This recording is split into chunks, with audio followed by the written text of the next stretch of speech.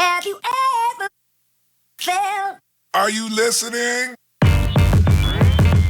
Damn.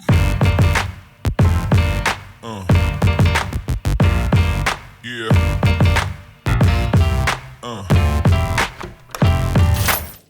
Hey, everybody. Thank you for tuning in to We Built an Empire. I'm your host, Kyle Wolff. I'm here with Brad and Josh, and they are advocates, volunteers for a really cool company that I think is doing amazing things called Hunting Buddies.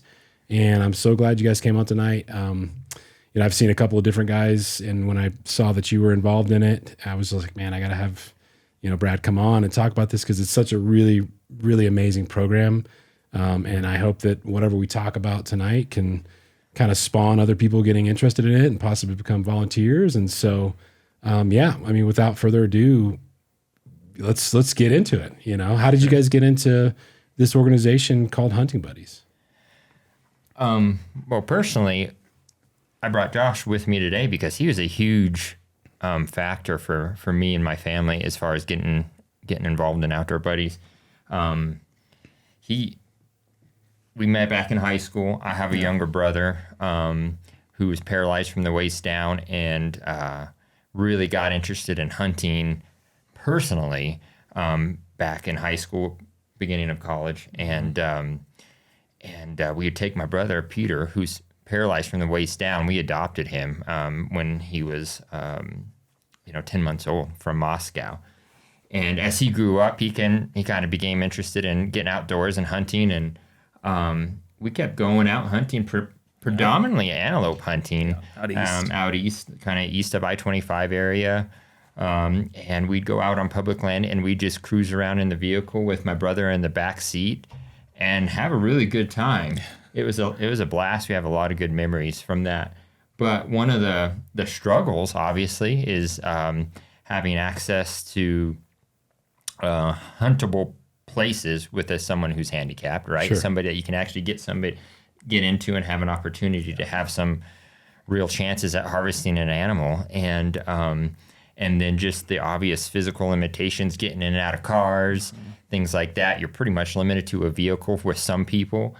And although we had a blast, we had a really hard time getting animals. It's a challenge. And it was a huge challenge. Had a great time, but ultimately, Josh was like, "Hey, there's this company called Outdoor Buddies.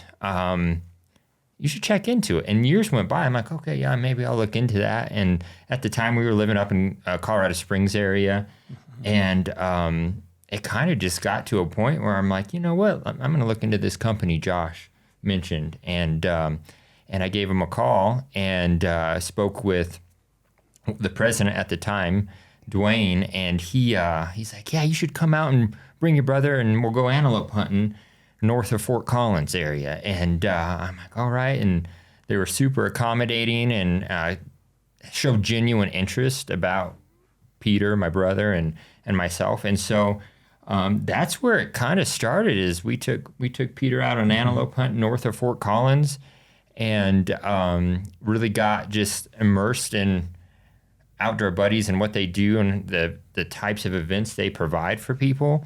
And we were beneficiaries of that, right, at first, So we were able to, kind of reap some of the benefits from Outdoor Buddies and what they provide.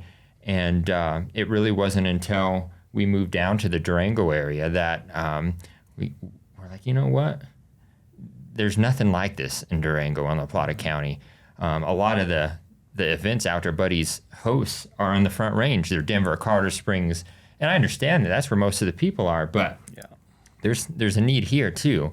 And so that's where I came in. I called Outdoor Buddies and said, "Hey, I want to start a chapter down here in the Durango area." And I met with individuals from the Colorado Parks and Wildlife Office and through networking and trying to build up the program here in Southwest Colorado. It's been an awesome time, and we've been able to give back, to people rather than receive like we did initially.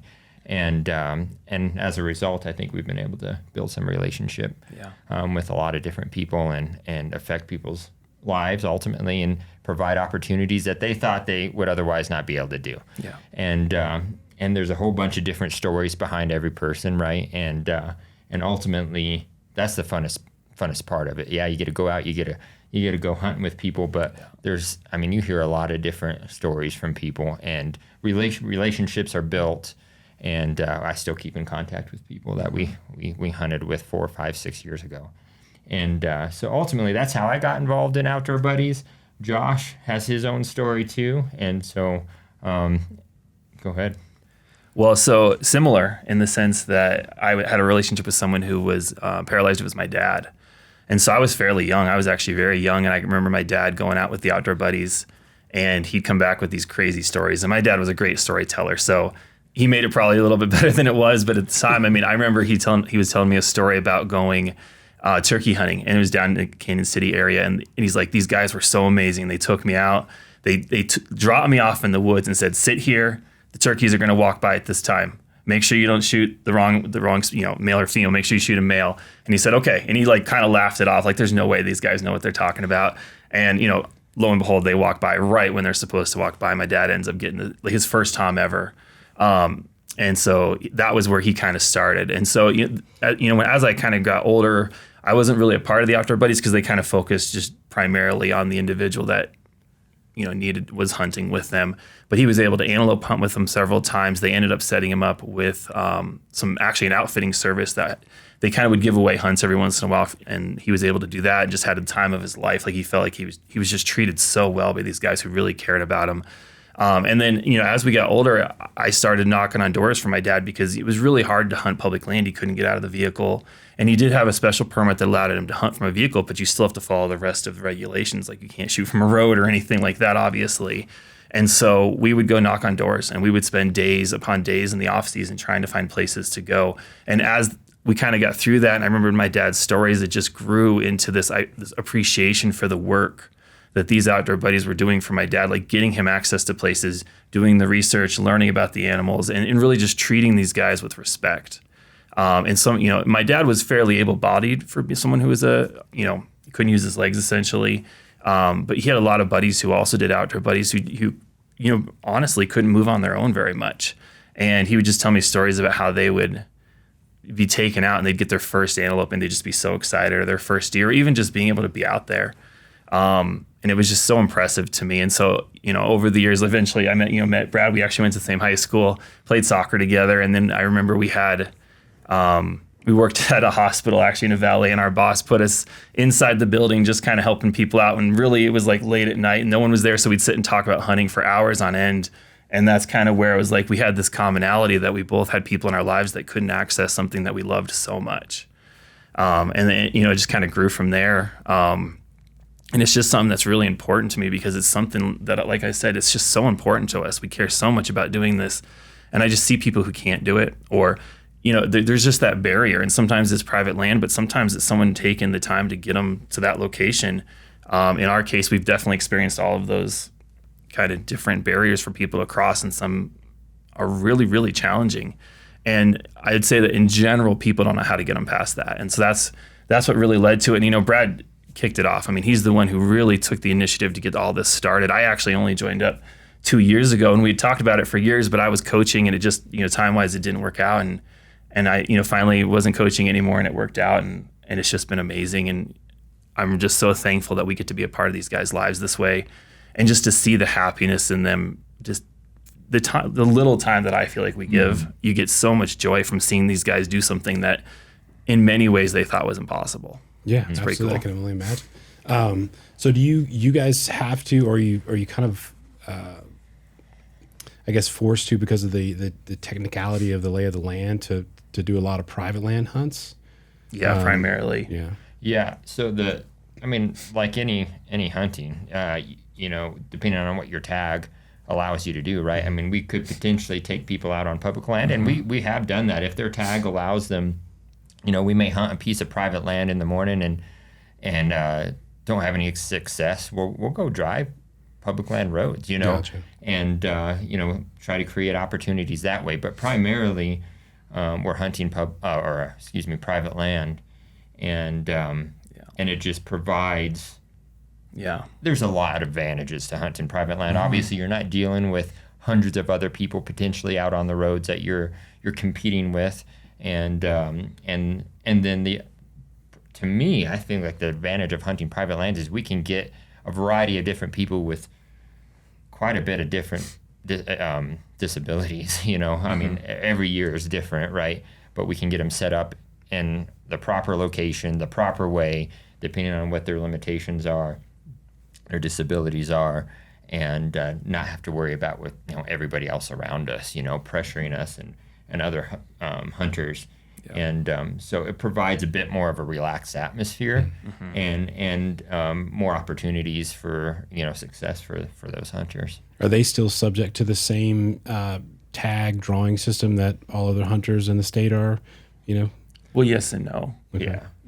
Is there like a specialty draw for disabled people? Or Well, Outdoor Buddy, and Brad could probably speak more to this. Outdoor Buddies certainly has the ability to access some of the tags that maybe the general public wouldn't be able to. Gotcha. But in general, we actually just have a lot of the guys put in for private land only tags. Sometimes those are more available because there's only a certain amount of private land that people can access. Sure. And so, versus public land, I feel like that's always an opportunity. And sometimes it's just over the counter. It kind of depends the unit you're in. And we've been pretty lucky that down here tags are somewhat available. It's certainly a challenge sometimes, but there's kind of another way the Outdoor Buddies can kind of help guys out too. Yeah. So how people get involved is they go to the Outdoor Buddies website. There's a lot of kind of there's a lot of hoops to jump through initially for those people, and in order to get on what's called the mobility impaired list through Colorado Parks and Wildlife. They got to go to their physician, get some paperwork signed out that says, yeah, I am disabled. Here's a signed piece of paper from my doctor. These are my limitations. And it gets reviewed by Colorado Parks and Wildlife. And if they deem it legitimate, these people go on what's called the mobility impaired list. And so what they'll do is they'll apply, hey, I want to go on a deer hunt in Durango through Outdoor Buddies. And there's a waiting list for Outdoor Buddies. So, I mean, those people may have had a deer hunt the year before, but there's other people Is that through due Outdoor to Buddies. limitations because of just volunteers? Or There's volunteers, definitely private land access, properties to hunt all around the state, not just here.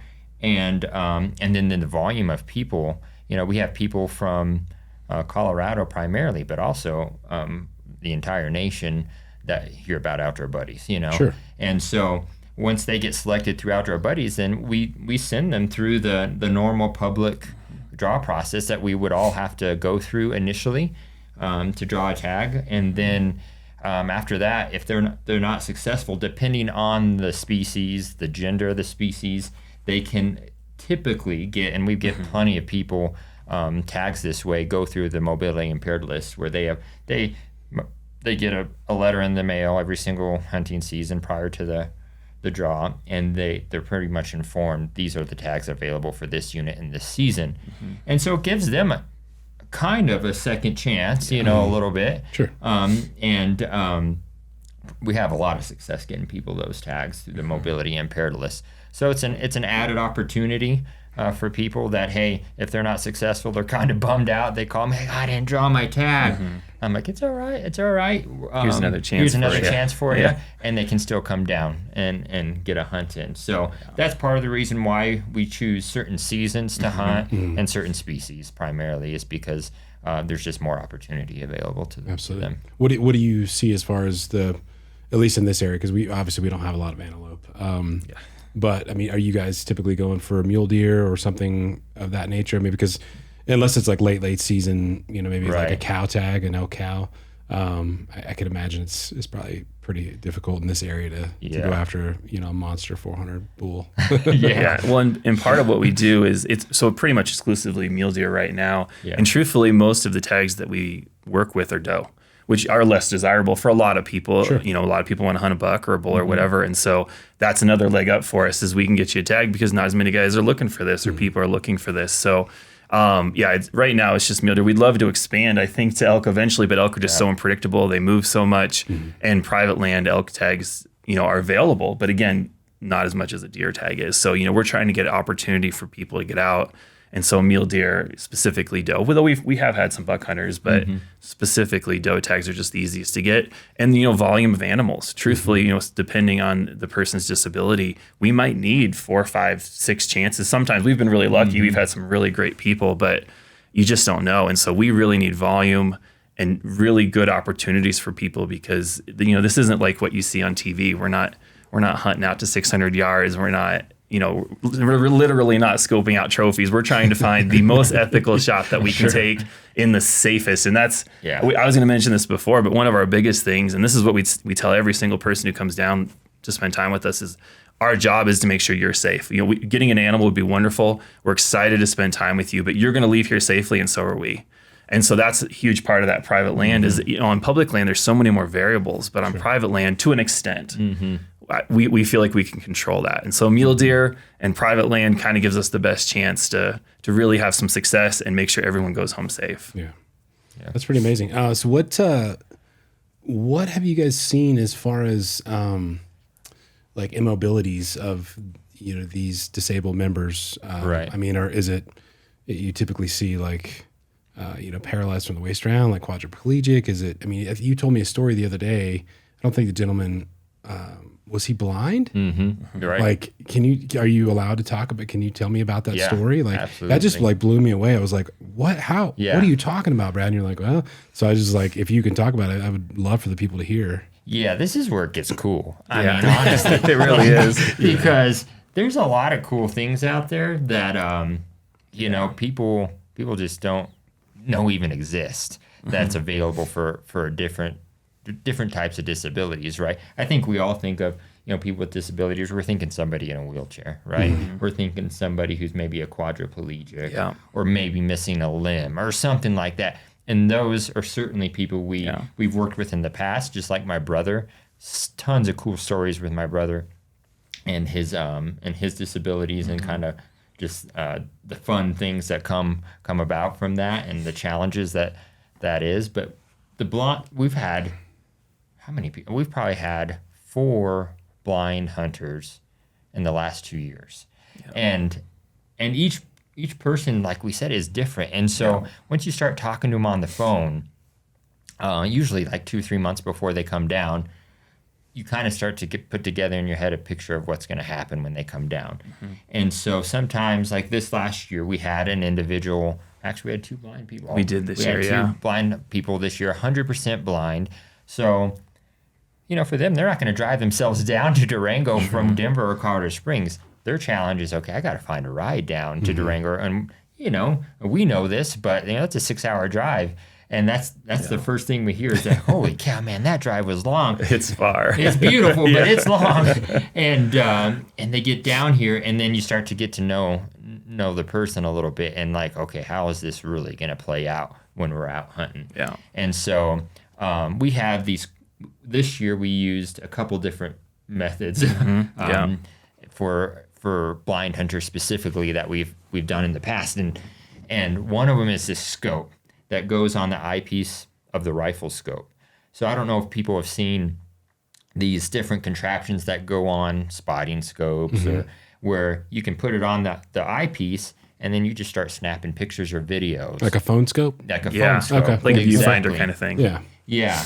This is a little bit different. It slides over the eyepiece of the scope, and then you adjust the depth of the phone. So we slid an iPhone inside that adapter piece, and this is usually like a night before thing where we're setting it up, making sure that it's set up where it needs to be, and then you just turn on the picture mode of your phone, and what you see is what you would see if you were looking down the eyepiece yourself. You can see the crosshairs, and depending on the zoom level and all that, you can zoom in with the rifle scope like you would normally do. So you're standing over like the shoulder of these people, and you're seeing what they would see if they're staring down Exactly. the scope. Yeah. Right. So legally, we can't go out there and be like, look down the scope, move them, and pull the trigger for them, right? Yeah. So, but what we can do is we set them up on a tripod. Usually, we're hunting, like Josh said, if they have a shoot from the vehicle license, that's we can legally hunt animals from a vehicle if they have a shoot from vehicle license. And so we'll take the window down, we'll put a pool noodle on top of the window, and they can set the rifle up on there. So Josh did that with one of our hunters this year, where he was sitting a little bit behind our hunter in the back seat of my truck. And he had that scope adapter on there, had the power on, and we were just waiting for this doe, which seemed like forever. Like we were on this doe for probably, it felt like hours, but it probably was like 45 minutes maybe. I don't even know. To get in this position where we could take a shot. And all we were doing is waiting for this animal to step into that adapter piece on that scope that we could see. Mm-hmm. And it was cool because eventually that animal went into an area that we could shoot safely. Mm-hmm. And then Josh just said, hey, he kind of just, I'm going to move your hands this way, that way, because, he can't see where the animal is. Yeah. Stabilize it on the animal, and then, okay, you're good to shoot. So that, he's able to take the safety off.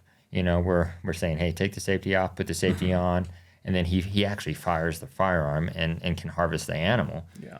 And then we have people who are blind and deaf, so they can't see, they can't hear.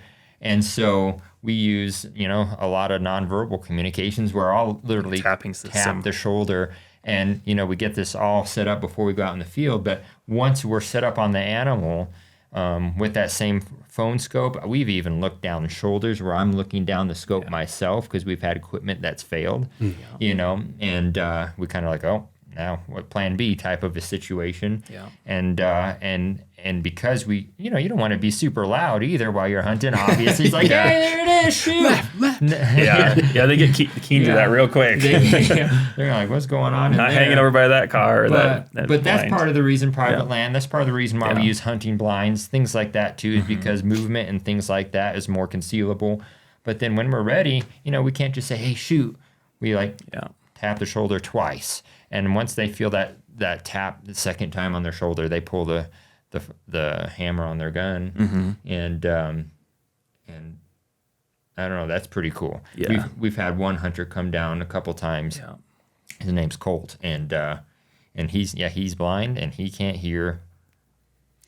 I mean, it is like it's definitely a challenge. Like even in a regular room, we because we usually have dinner with everyone beforehand, and we did it in a restaurant, actually, one of the years that we had him down here. And I don't think he heard a word we said just because of the background noise. And then last year, we actually did it at a house that they stayed at. And even then, it's quite a challenge. Like, you really have to shout into his ear. Oh, geez. So when we're in the field, it's almost impossible. So Brad was really smart about this a couple of years ago. They really did work out that signal. Like, this is what this means. This is what this means. And he trusts it, and he does great with it. Mm-hmm. But and then even with his equipment, we've had some issues. So it's been really interesting. Mm-hmm. But it's worked out. And, I think 2 years ago, we ended up getting one. We found a doe that was moving across. We got him out on a bipod, and Brad was standing right behind him, and I was spotting. And one thing that I wanted to add to what Brad said is, like, especially with the folks who can't see, animals aren't stationary. And so the huge challenge here is to make sure we have a huge gap for an animal that we feel is appropriate to take. And we spend a ton of time trying to pick the right doe, the right animal. And for him, it's always been a doe. But for him, we just work so hard to make sure that there is zero chance that anything could go wrong. Because this is real life. It's live, and there's no takebacks out there. And so, Brad does such a great job of lining them up and making sure. And when you say right and left, that means absolutely nothing to them. Yeah. Up and down. And, because that could mean 2 inches, it could mean 2 feet. And through a scope, that's always magnified, And so we communicate really well, and I'll sit back on the spotting scope, or vice versa. When we got the gentleman went in this year, is we just like, okay, it's going to take a step. This is the deer it is. And we're just really communicating as much as we can to make sure that they know that that's the best shot. When we tell them it's okay, they can trust us to do that. And it's a challenge, but that's also part of the fun is, I just feel like it's a team effort between obviously us, but then also the hunter trusting us to put them in that situation where they're going to do the best thing. Mm-hmm. So it's awesome, and it's so cool to see. And last year, after he got him off the bipod, we ended up getting the doe. It was a great shot. He was his face was incredible. Like, and I actually think that was still the second time he had been down, but he was so grateful. Like, he just wanted to walk up and touch her coat. Like, it was just such a cool thing. Like, you just don't see that. Are a lot of these folks, were they avid hunters prior to like an accident that caused them to be disabled, or are they lifelong and they just have this desire to, everybody's it's a telling mix. them, yeah, It's different. For Yeah, sure. It's definitely a mix. Some guys, it's the first animal they've ever harvested. Yeah, we've had it like this year. We had a first time ever hunting, and he's 40 years old, but he's blind, and his story is a little different. Where I think he was born with vision problems, and it just slowly got worse. Colt was born 100% blind, and that's just how he's always been. Yeah. But yeah, so it's different. I think what we take for granted, like if you and I were to go out hunting, especially if you harvest just maybe a doe, or like we always we get this buck and we're like, oh, look at these antlers and stuff. That's what you see on the internet, right? He's Pictures sitting of big there. animals. He can't see the animal he took, and like Josh said, Yeah. he sits and it's the first time he's pet like the coat of a deer. Yep.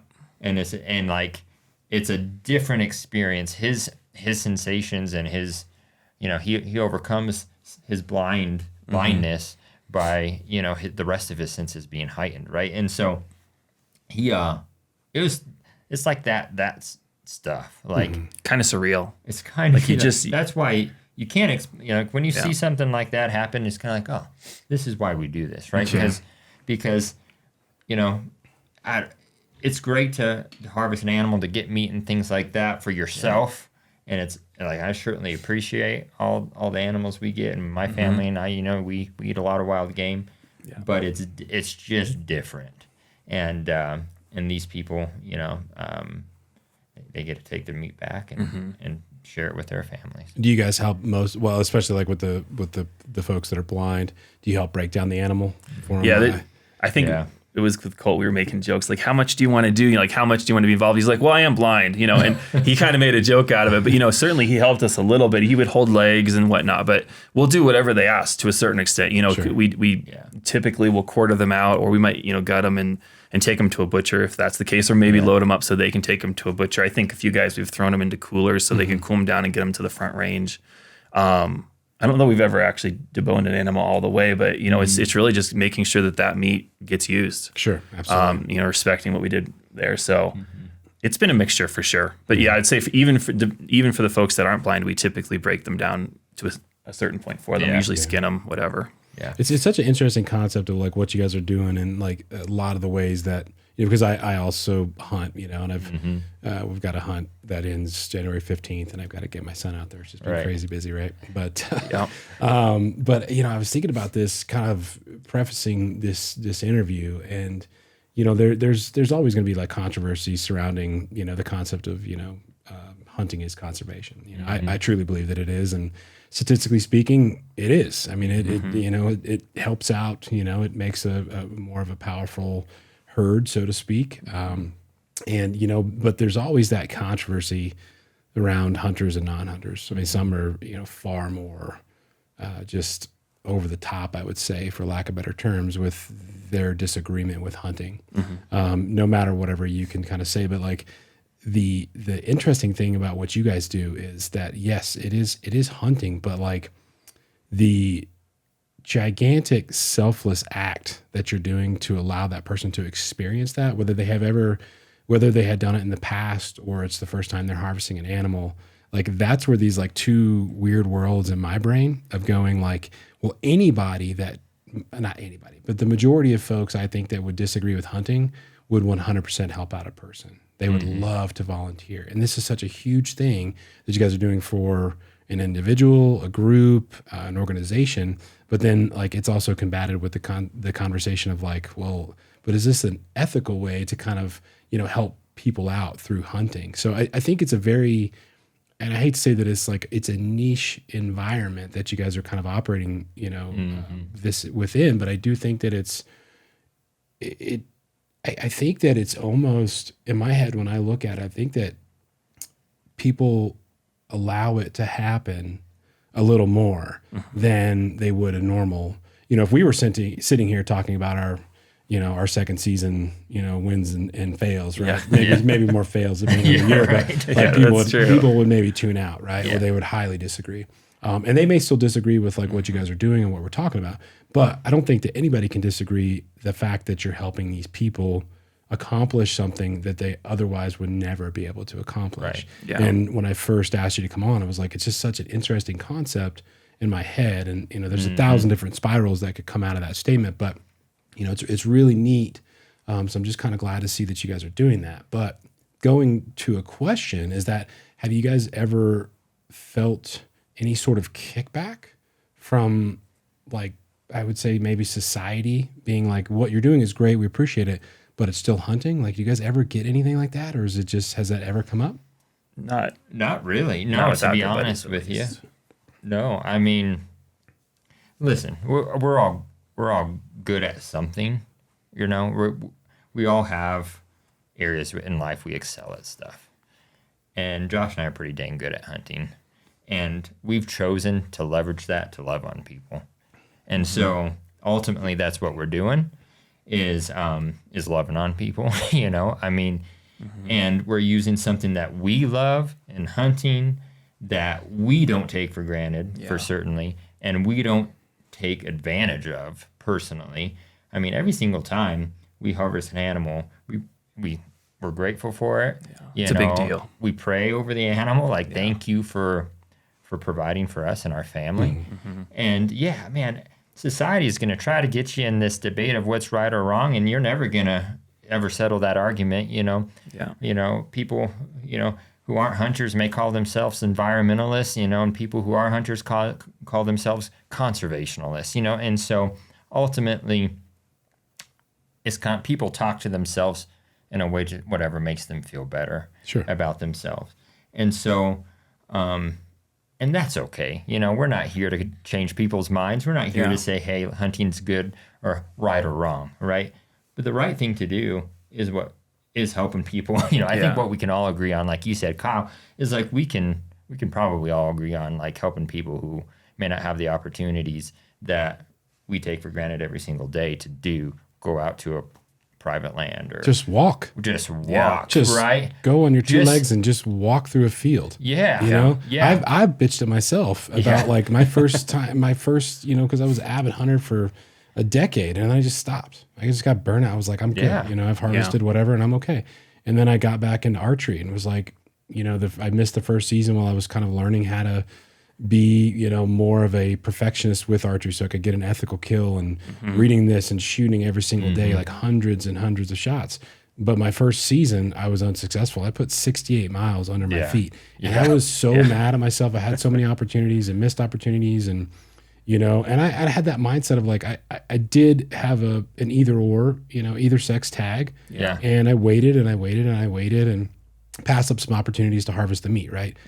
I've never done that before, like with a rifle. I don't know.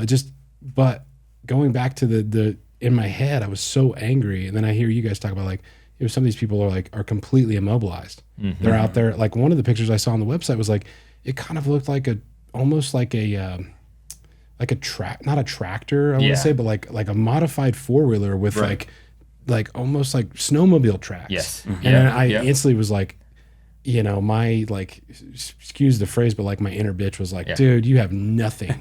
You have nothing to bitch about. Like, yeah, it sucked. You didn't get anything. But so, I mean, I think going back to what you were saying, like the ability to give to these individuals like you guys are doing, I think completely offsets anybody who might be angry about the process. You know what I mean? And I wholeheartedly agree with you guys. Harvesting your own meat, whether you've ever had elk meat or deer meat, some people hate it, some people love it. My wife hates it, but it doesn't stop the fact that we still hunt and we still eat and we still use it. She just has basically told me like, no more steaks. Wow. Like if we're doing steak, it's got to be beef. Like, okay, all right. That's fair. That's a fair compromise. Summer sausage, you know what? But we harvest, and what we don't eat, and a lot of friends, I'm sure you guys are the same way. It's like if you got a buddy that was unlucky that year, like, hey, here's a quarter. Sure. I mean, there's been years where it's successful, and you take 2 or 3 doe. You're like, I don't have enough room in my freezer. Right. Okay, hey, who wants some meat? Here's 3 different roasts, or here's some cut, or here's burgers. And so it's like you're sharing that wealth of that animal that it gave to you and your family, and you also know exactly where it came from, and you know exactly the work that went into it. So I'm hearing you guys talk about these stories of just this one example where this gentleman was blind, harvested an animal, probably had more of a visceral feeling than we'll ever know, touching the hide, Sure. just feeling what that was like. I can't even imagine.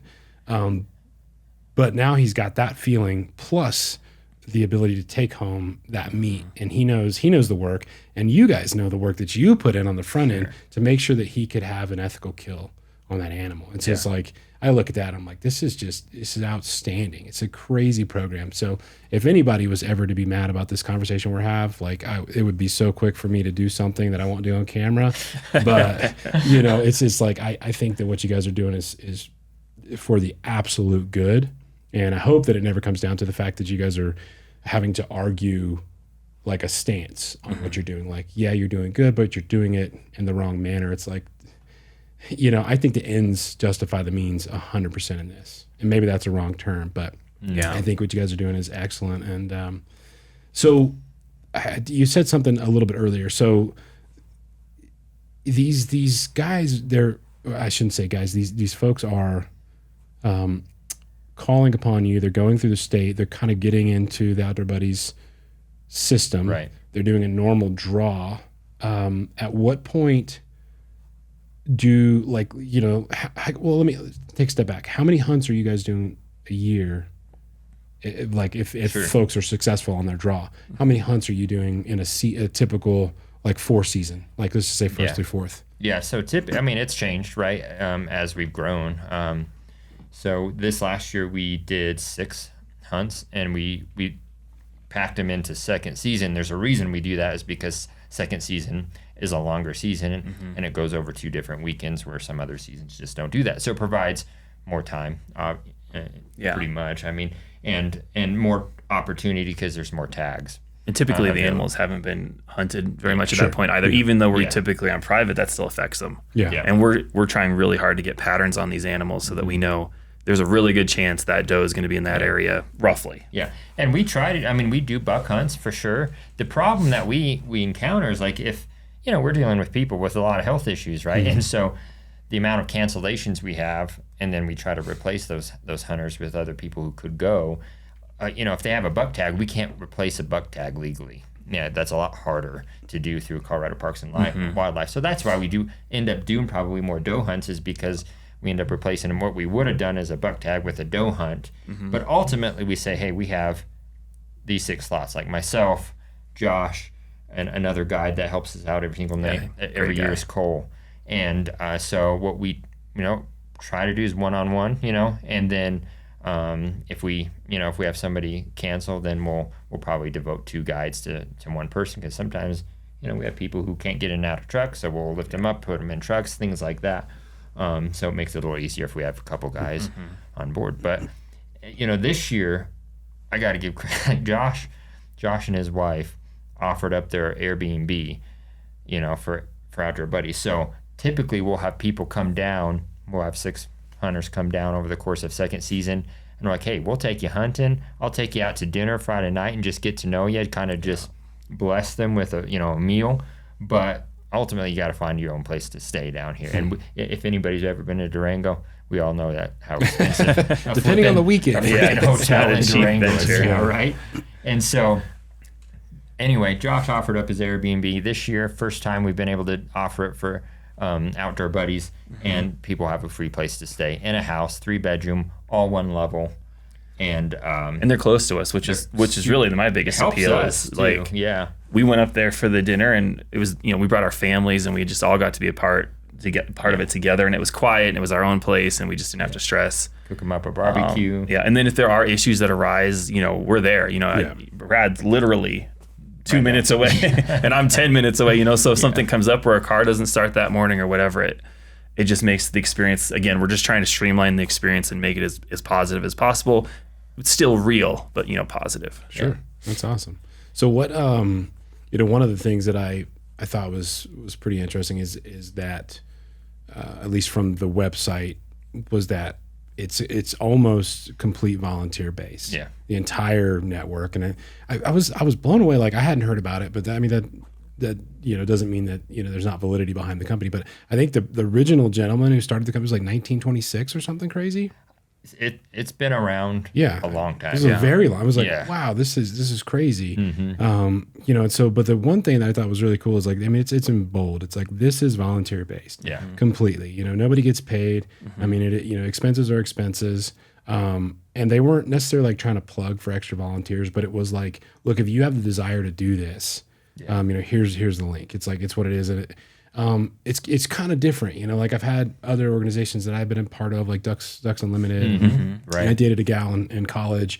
Her dad was the chapter leader in like New Hampshire. Yeah. And dude, I mean, that is depending on your level within that organization, the nonprofit of Ducks Unlimited, like you make a shit pot ton of money. Okay. Sure. Like her house was gigantic. I mean, they could have every refuge they wanted. So I was really glad to see, and I know that it's probably a burden on you guys and your families, but when somebody says this is completely volunteer based, it was huge. Yeah. But it also made me start to think about like, okay, how many more hunts could be? Like 6 is a lot, especially to cram into one season. Sure. But it sounds like it's you two and one other gentleman running the entire chapter. Yeah. So my question to you guys is that, like, it is volunteer based. How many people that have all their ducks in a row, so to speak, have to be turned away every year because you guys just don't have enough manpower, so to speak?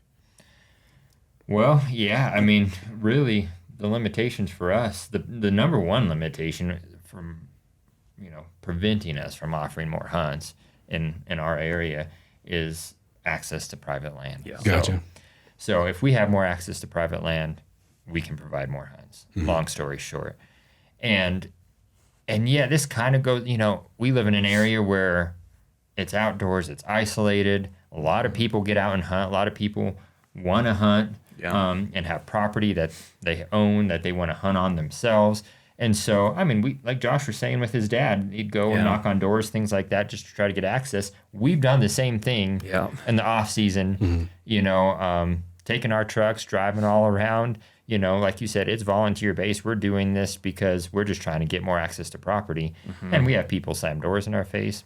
We've had people just listen and like, oh man, I'm sorry, I wish I could, but my property's outfitted, you know, so like they may have wanted to help, but they can't legally help because somebody's paying them to hunt on their property. And then ultimately it's like a lot of stuff, it's networking. So it's who you know.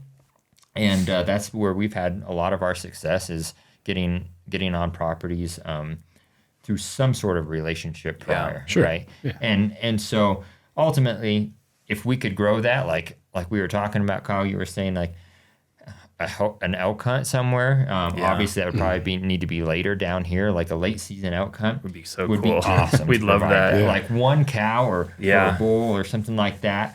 You know how much we all know how much meat that provides in comparison to like a deer or an antelope, right? It is just awesome.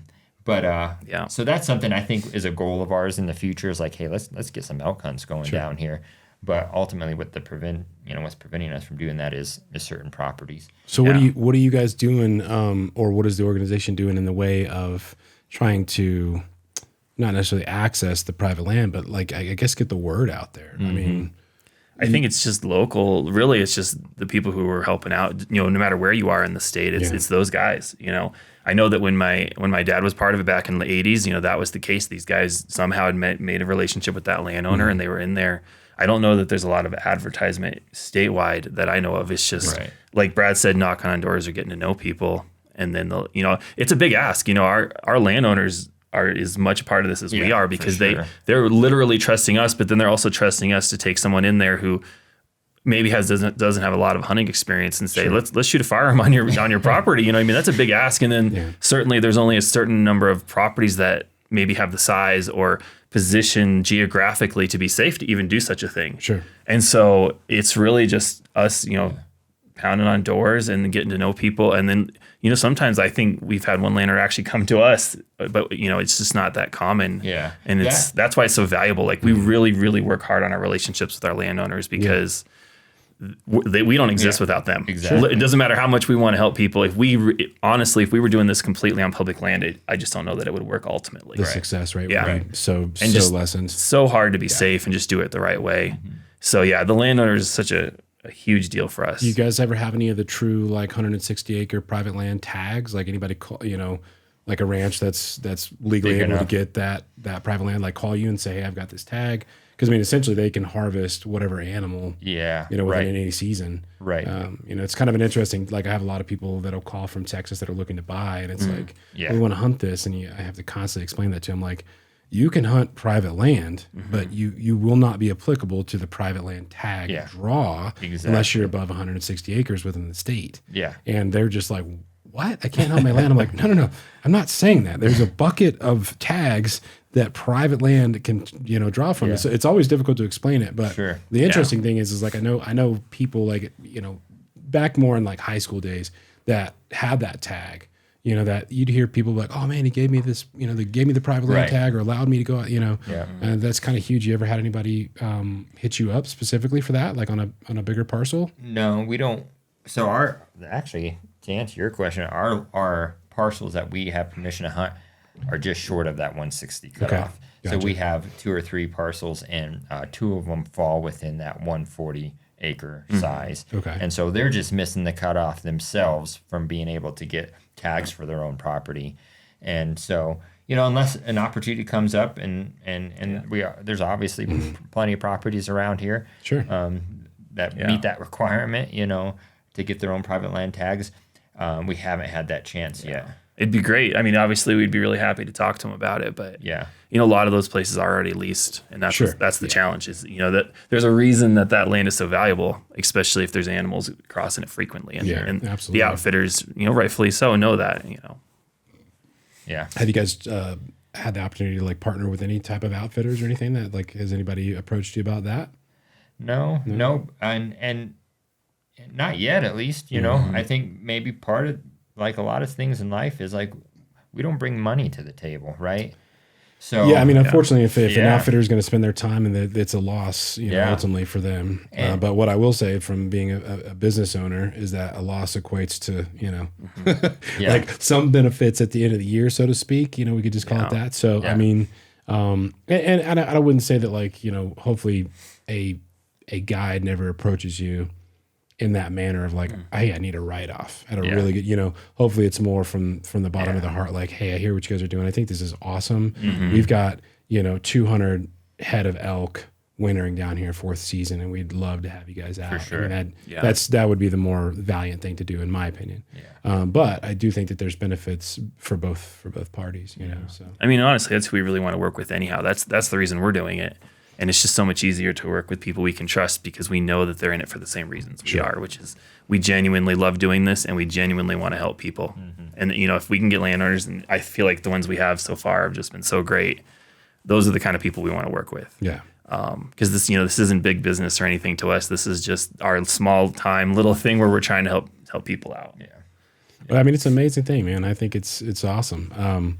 I just wouldn't like with the deer population, I mean, like there's just so, I mean, so many people are in an uproar. Like you hear like, CBW is having to like call a herd, and people are like, what do you mean? I'm like, dude, there's 40,000 like in a county. Like it's, Well, I got a deer the other day with my truck. Yeah. yeah. I mean, that's Probably a lot interesting. more killed with cars than there are with rifles around here. Yeah. Are they still doing the, I know they did last year, the year before, like when Colorado Parks and Wildlife is actually calling a herd, that they're doing the meat lottery. You guys know anything I about haven't that? heard. I have not heard Yeah. for our area anyway. I know that they were doing it like up kind of towards the Front Range. Yeah. Where they were having to cull a little bit because just population growth was crazy. Sure. And there was like a meat lottery. I couldn't get a lot of details around it when I read the article, but that's probably been a I year think ago. there's something like that though in the by Alamosa. Oh, the sand dunes. Yeah. I know they had like a tryout to get hunt. They actually brought in hunters, but you Yeah. had to like essentially try out to hunt there this year. Yeah. And then obviously had access to land and no one else could hunt. But Yeah, the thing though, like that I was reading, like when it's part of like an actual approved, lessening or a call of the herd, the hunters are not applicable to take the meat. The meat actually gets harvested and goes into the meat lottery. yeah. So, whoever's, I don't know if that's, what the requirements. There's not a lot of information or data that I could find on that part of it. And again, this has been a year ago since I read this. I just, there was such a lot of like topical discussion around like, oh, they're just killing animals, and like, well, whatever your opinions of that are going to vary, but it's not like they're leaving a carcass to rot out in the middle of a field for the buzzards to eat. It's like they're giving this meat, they're processing this meat, and when it's an approved cull, they're taking that to like a legitimate like USDA processing facility. And so it's more expensive. But and then they're testing them for the disease that it has gone through that herd. And if they test negative, then that meat can be distributed to the public or that's cool. to the lottery system. So, that's something that's always kind of been very topical with people is like, it's not Texas. We're not just out there shooting hogs that are, just ruining, we're not shooting them from a helicopter or something. It's still an ethical kill. And there's a quantity that has to be taken, and most of the time, like for anybody listening about this, for as far as if there is an actual cull happening that's state approved, they're taking out animals from the herd that are typically sick or unhealthy, or that could have a disease, that could be running through that. They're testing for that. There's a lot of areas in the state right now that if you harvest, you got to take it in to test, and if it tests positive, you're not taking the meat, and so. Gets marked on the map. And so they are, when you have overgrowth, you got a lot of disease that can potentially happen, and the environment can no longer support a herd of that size. I mean, I think the Colorado, they classify like Colorado's elk population as like one herd, which has always been really weird to me. But like the CBW is like the Colorado herd. I'm like, Jesus. Yeah. But it's I think last year when I was reading this stuff, it's like 300,000. And so like what's crazy is like that is an insane amount of animals, right? It's so beautiful to hear that number from where it was, before, Teddy Roosevelt. But that's crazy to be to 300,000. But the other thing that people don't think is like between summer and winter grazing, that takes somewhere like along the lines of like 8.1 million acres to feed that many animals. And that's just elk. That's not deer. Yeah. That's not animal. It's not. And so it gets kind of crazy. And so whenever that population, like, I think it was like around Aspen, like when they start to outgrow that population, they don't necessarily move or migrate. They do over time, over a decade. Like they might move into Kansas, and there's people like spotting elk, and they're going to shift. But like that winter or the next winter, they're going to just kind of hang out there. And then all of a sudden it's like the older ones aren't eating because of like tooth rot or, something like that. Another crazy thing, I was really sorry just to go off on a tangent. Like, this study in Aspen was wild because like 40% of the calves, so elk keep for people that don't know, like if an elk hears like an ATV or a person, they typically stay away from a human being about a third of a mile. They'll run to about a third, and their genetics tell them that's probably a safe amount of. But what happened in the study in Aspen is that so in 2021, we had a pretty weak winter, right? We didn't have a lot of snow. So all of a sudden when the snow melts early, then everybody else, the human beings, get spring fever, and they're out there on the trails. Well, that's where a lot of these animals are not grazing, but they're bedding for the winter months, and they're calving, right? And so because we didn't have a harsh enough winter, it didn't keep the human beings out long enough. There was like 40% of the calves that were born in calving that when these people were going through trails or riding ATVs or OHVs or whatever, that didn't make it. 40% of the calves that were born that year died off because we didn't have a harsh enough winter. I was like, that is wild. Yeah. And that's one small little demographic of the elk population within the state. That was just a study right outside of Aspen. Yeah. And so I'm thinking like, gosh, I mean, because we had an almost nothing winter last year. Yeah. I think we got maybe 3 storms that were 5-6 inches. Yeah. And it was pretty. So it's just wild. Like things like that do kind of affect the herd. But going back to that topic is like when you don't have enough vegetation to feed the herd, it does negatively impact the quantity, right, or the population. And so that's what. Long story short, for anybody still listening to us, when they cull, they're not going in and just harvesting meat, right, of a young, strong bull or a mothered cow or something. It's the weak individuals or the ones that they are showing signs of disease. So I just wanted to for the listeners that weren't sure exactly what we're talking about. It's a tough balance though to get to your point, Kyle, because it's like they didn't have a hard winter, but then it's a balance because you have too hard of a winter, you lose animals, especially deer. So it's kind of like Like, man, we need more snow. But there's been plenty. Like, was that 4 years ago or so? We got just tons of snow just dumped on. Oh yeah. And then there's this whole concept of winter kill. Especially in the younger populations of deer and elk. So it really is a balance because, man, if things don't line up great, you're gonna have. It sounds like. Yeah. What's crazy to me though, that like this year, outside of any other year, I think, and maybe it's just because it's more like prevalent, but I think it's because the population of like mountain lions is growing, or they're just coming closer to town. Yeah. Like I had more buddies that saw mountain lions while hunting, especially in archery, which is the craziest thing to me because it's like, I personally don't carry a pistol when I'm hunting. I know a lot of buddies that do, and it's not to shoot an animal or dispatch, right? It's literally for protection because you're going in with a very archaic method of attack. Pretty slow on that. Right? And that so release. but so many people.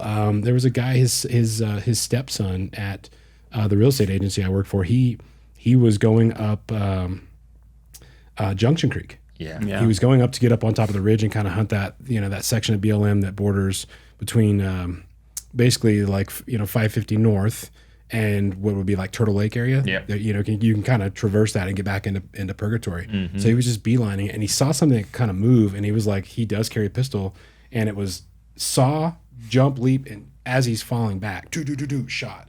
And it was like from the movies. Wow. It was wild. It shows pictures, and I mean, it was not even a question of like, is this animal attacking? That animal was attacking. Sure. And it was at that point of like morning daylight where we all know that we think we can see something, but you can't really see something yet. Yeah. And but just so many people this year were like, man, it's mountain lions. I've seen a couple. Yeah. Out there. Obviously, I mean, it's a scary animal, dude. It's one of the ones that gets the hair on the back of my neck tingling. And there's a lot more, like you were saying. It's the ones you don't see, though. That's the thing with mountain lions, especially. And when you do see them, they're there. Yeah. There's a lot more lions here than people think. Freaking tail hanging from the bottom of like a low ponderosa. Oh, dude. Yeah. Oh, yeah. Yeah, we actually had an opportunity. I got to tell this story real quick, where I had one of my daughters, Bella, who's 6 now, and my wife was pregnant with our youngest. And so Bella was 2.5, almost 3 years old. And I had the opportunity to go with a buddy down in New Mexico on a lion hunt. And he had dogs, and we came across these tracks, and we're walking along the snow. That was that year we got a ton of snow. So New Mexico got hit pretty hard too. And we get to the edge of this bluff, and it just opens up into this huge canyon. And all of a sudden, we're kind of like looking, and we're just like putting the picture of what happened probably not even more than hours ago, where all these elk kind of moved through, and there was this imprint on the snow where you could tell this lion attacked this elk and was being drugged by the elk on its back, and it had the imprint of its back in the snow, and then the tail in the middle of that imprint because he was just being drugged. Anyway, we're like, man. So we follow this off to the edge of the bluff, and we're looking through, and it probably the size of this table. We look 10 feet down, there's this lion eating that carcass right in front of us, looks up to us. It's like, uh-oh, I'm out of here. Boom, beyond it. And those dogs chase it. And it was so cool because like hour and a half, 2 hours later, I'm bringing my daughter down, and there's this lion in this tree 10 yards from us. And we're starting a fire, and we're looking at it. And I'm like, what individual or 2-year-old or 3-year-old gets to see a mountain lion literally up to where the ceiling is, that close? And ultimately, we decided not to harvest that animal. And we let her go because we ended up finding out it was a big male, a big female. But ultimately, those are big animals. And your buddy got lucky. You hear the stories from Boulder, like those runners getting attacked, and that one strangling. I mean, that guy's a badass. I mean, the UFC fighter just like choked him out, and he's just lucky that was a yearling. I was like, dude, that was a baby lion. Yeah, it must have been fairly young. It was like my house. I mean, you can walk around as I choked out a lion. Those are scary. Dude, it was wild. We had when I first I'm from northern Louisiana, and like there's nothing down there. There's very little predatory animals, right? And so when we moved here, we my parents built a house east of Bayfield, and so specifically in this subdivision called Pine Springs Ranch, which is kind of up Beaver Meadows. And anyway, so the first year we were hunting, I had never really hunted. My dad's got me out there, probably 13, 14 years old. And we're sitting there just kind of glassing this park meadow, doing the classic, like, Louisiana, Texas kind of hunting. Like, this is how they do it on TV. We're going to take a 700-yard shot, and it's like early morning. And it's like, that point where it's almost like so quiet. The wind hasn't quite picked up just yet. And it's almost like you hear every twig from 1,000 yards away. We're just sitting there, and it's like, I'm just in that moment, like as a kid, like, God, this is beautiful, but I'm also freezing, and like, wow. And we just hear this, a rip, and oh my God. And my dad, my dad too, they're trying to be like a strong guy, like, but he was like, let's go right now. It's time. Yeah. And the second encounter, I didn't actually see the animal. I was with a good buddy of mine, and we were hiking up and over this ridge because there was a big section of sandstone. He was a big kind of rock climber, boulderer. He's like, let's go up there. Sure. So we threw on his crash pad, and I had one, and we're walking up there, and we get up and over the ridge, and we find this like little game trail, and you could see the shelf of, all the sandstone, and we're like, well, let's get to the bottom because maybe it's a bit more compact and hard. Maybe, so we start to walk on this game trail, and like not knowing anything really about hunting. I just hunted that year prior, and this is middle of the following summer. Like not really thinking about anything about hunting or animals or safety at all. We'd like hop on a game trail on the backside of this rock ledge, which is very, very good territory for a mountain lion. And so we walk down this ledge, and I'm kind of leading, and I start to just get this like, that smell of like, you won't know it unless you've walked into like a bear's den or something where there's been like a lot of coyotes or even like elk, like a lot. You just it just musky. Smells just musky, and it just like like everything you can imagine about like your cat. Like if you've got a male cat that's like pissing a lot, and it's not that quite vinegar smell, but it's just, I can't explain it. But when you're in it, you're like, and I just like remember being like, that's not right. It just felt like the temperature changed, and I like look up and I see this blood streak, probably as wide as this table going up to this next little deal, and I like step back, and I could see the remains of the carcass. Yeah, it had been eaten a while ago, but like wherever he drugged this animal from, it was still a fresh kill. He like drug it up into his little, and I'm like, we gotta go. Yeah. I'm talking about, but like, we gotta back out.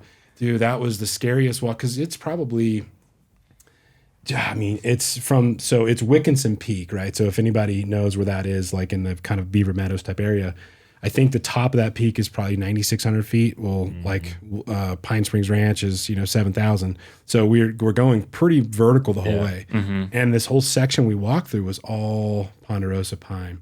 And it's all like low, head height. So you're crouching through it. And that's like classic area where like mountain lion, like first, second branch. And I'm just like, oh my God, we're going to die. We're going to die. It was so creepy, man. I hate that animal so much.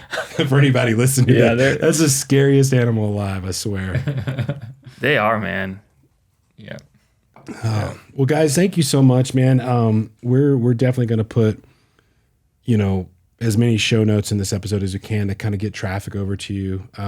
But if anybody hears this and wants to reach out, maybe not directly to you guys, what is the best way, if they just have it in their heart of hearts to be like, whatever I just heard was so interesting, I want more information, or I want to get a hold of Brad or Josh, and I want to know how I can help. Like, what is the best way for them to reach out to you guys and just be like, what can I do? If it's a landowner, if it's a person, if it's a hunter, if it's a disabled hunter that doesn't know about Outdoor Buddies, like, what can they do to kind of reach out to you? Sure. Yeah. Ultimately, a phone call and an email address we'll include in here. We'd love to help people more locally too. If somebody locally just doesn't realize that this even exists, maybe this is their opportunity. And so, I think just a phone call, text, email, whether or not you have land, you're like, hey, this would be perfect, for what Outdoor Buddies is looking to do. We're always super open to talking to people about it, and no matter what, whether or not it's a hunter or a landowner or somebody who wants to help guide. And so it's a good time. We always have a blast. And we'd love to talk to you. It's a good time of year to start too, because if we can kind of communicate with, no matter what their need is, we have some time now to prep. If they want to help out, there's time now for us to meet and talk and say, hey, this is how we do it. See if it agrees with how you do it, and then you can help us out. Or certainly if it's someone who's disabled who wants to get into the program, we can actually get them get them connected with the Outdoor Buddies, and then that way make sure all the paperwork's taken care of. And you know, the draw, it's April, but it's not that far away. You know, once you really want to get stuff figured out. So you know, especially if you're a first time hunter, you got to set up an account and all that kind of stuff. It takes time. Yeah. So it's a good time for people to reach out, and really just a phone call to either of us. But we'll probably put Brad's info in there. You know, we can get them at least started, and then kind of guide them along, no matter what. Sweet. Well, thank you guys so much for coming on, man. I was, this was really interesting to me, and I'm just elated with what you guys are doing. I think it's really incredible and very, very selfless. So I just want to say thank you, man. Like honestly, from the bottom of my heart, pleasure. I think what you guys are doing is awesome. So, It's a well, cool thanks thing. for coming on, guys. I appreciate you. Thank you. Kyle. Have you ever felt Are you listening? Damn.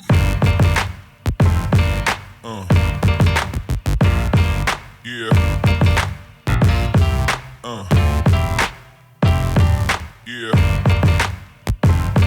Yeah.